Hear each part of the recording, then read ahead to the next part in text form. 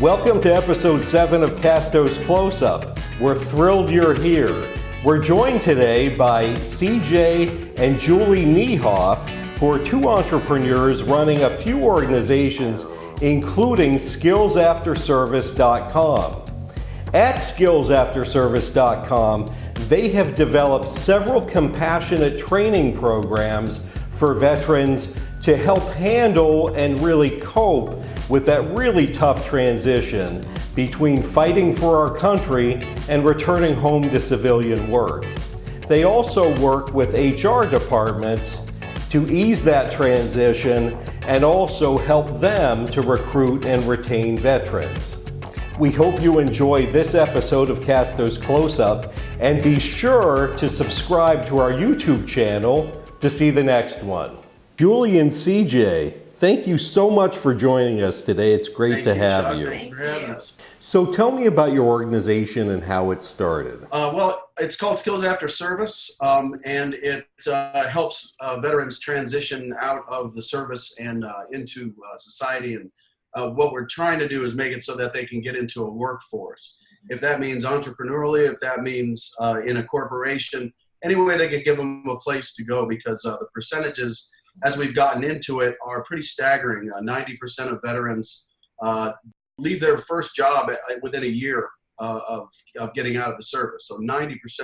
We want to lessen that. And you have a personal story behind starting the business as well, right? I'm from a military family. I myself am not a veteran, but I come from a large military family. My father was in World War II. My grandfather was in World War I. I lost a cousin in Vietnam. Had another one come back. I've had a couple of nephews serve, and the last one I'm quite close with. His name's Jake. And he came back from Afghanistan with combat camera and had PTSD, had some issues. We had him live with us for about a year and a half. And in that time frame, we saw how difficult his transition was, not just necessarily from what he saw and how he had to do it, but how difficult it was to navigate the system and how to get back into society. So we helped him out, and then we realized there was a place for us to expand this and to move it to every veteran that comes out, and it has grown quite quickly. When Jake came to live with us, we were like, well, we're going to get in there and we're going to help this boy, right? We're going to help him. Not because he's not capable, but because it was a very difficult time for him, and it's difficult to figure out how to get a job, where to get a job, how to get education benefits, everything. It's all in different places. So we pooled our skills professionally and said, let's help Jake. And then when it worked, we were like, also at the same time realized how big the problem is. So we formed Skills After Service as an extension of our distance learning media company to provide education. So what else do you do to help the veterans with their transition? So we have events, and we do trainings on social skills and soft skills for the workplace. Those are for veterans. And we train HR teams in corporations on not just how to hire veterans, lots of people do that, but how to retain them, because 90% of them do leave their job in the first year, their first job out of the military. So and why is that? The numbers are staggering. 245,000 veterans transition every year. And when they come out, the lessons given to them by the Army are basically how to write a resume.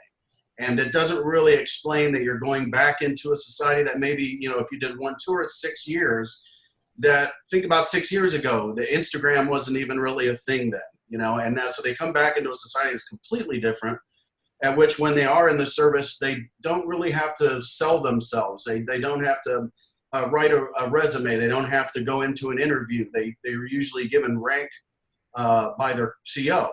As opposed to going in and saying, here's why I'm the best person for the job. Seems like there's a lot to tackle here to help the vets. Where do you begin?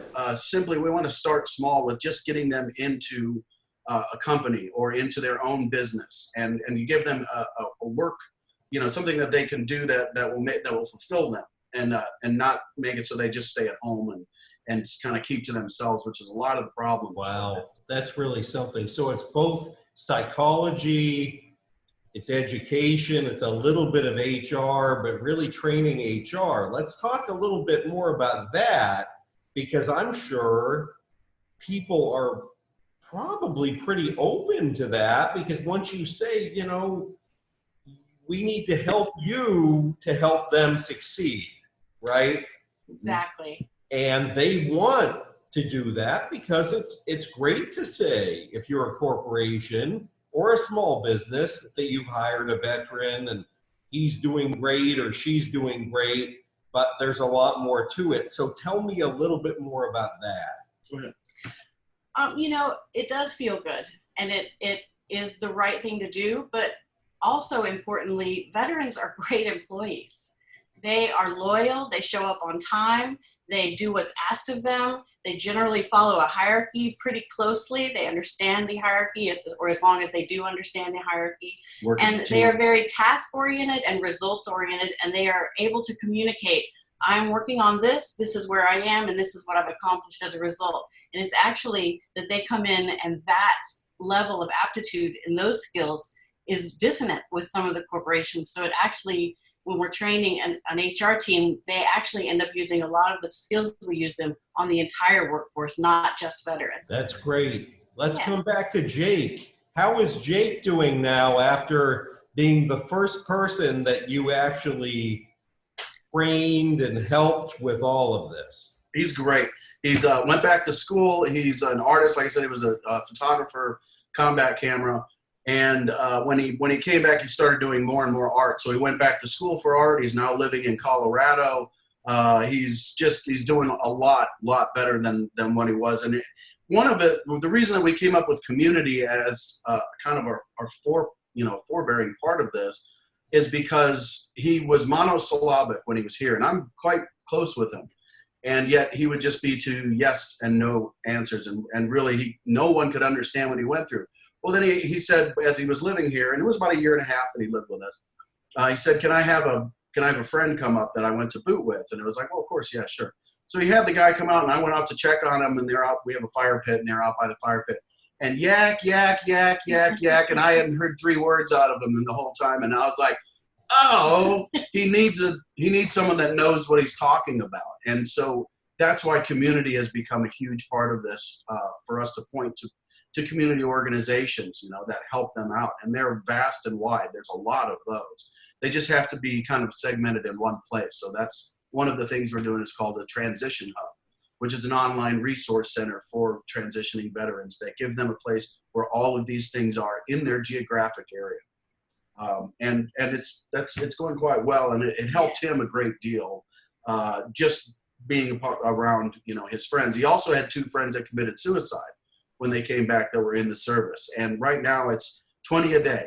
And our job, in essence, is to make that 19.75, and then 16, and then 15. We really want to help that portion of it, and that's why we think a sense of community is so important. And a sense of purpose. Yes, the sense exactly. of community and the sense of purpose hopefully will combat that terrible figure. Amazing how much more that is from a normal populace. From the 245,000 that come out, that many commit suicide every day is just stunning. It's part of what stunned me by learning about it is it's not the younger ones, it's the older ones. Yeah. In my head, I pictured the younger people that I see coming back from Afghanistan. It is the ones in their 40s and 50s, not the younger ones. Well, let's talk about that, because the ones in their 40s and 50s have a whole other set of challenges, including age discrimination in some cases. Yes. You hear that all the time at Alignable.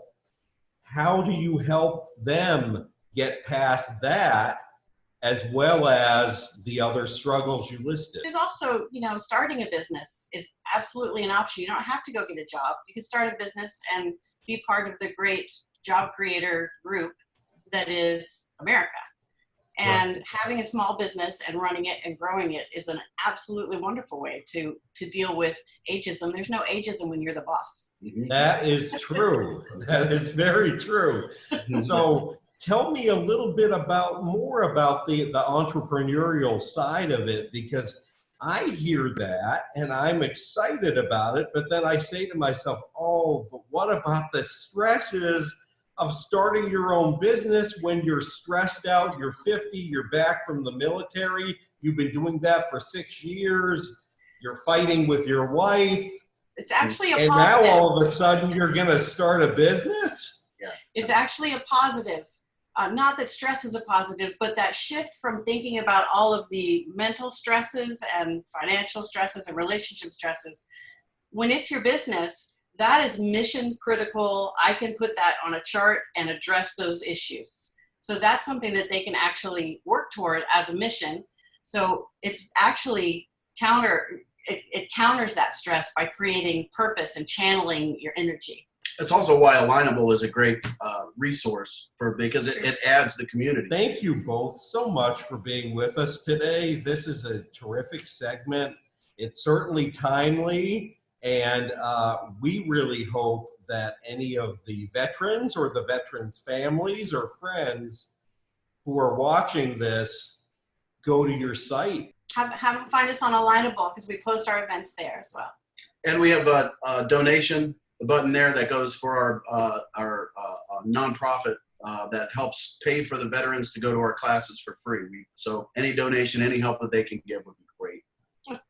That's terrific. Thanks again to both of Thank you. you, Chuck. Thank you, Chuck. Really appreciate it. Thank you. Thanks so much for joining us for this episode of Casto's Closeup.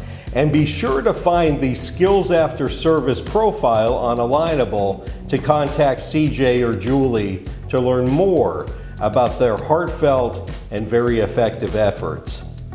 And be sure to subscribe to our YouTube channel so that you can see more Casto's Closeup episodes in the future. Thanks again for joining us, and have a great day.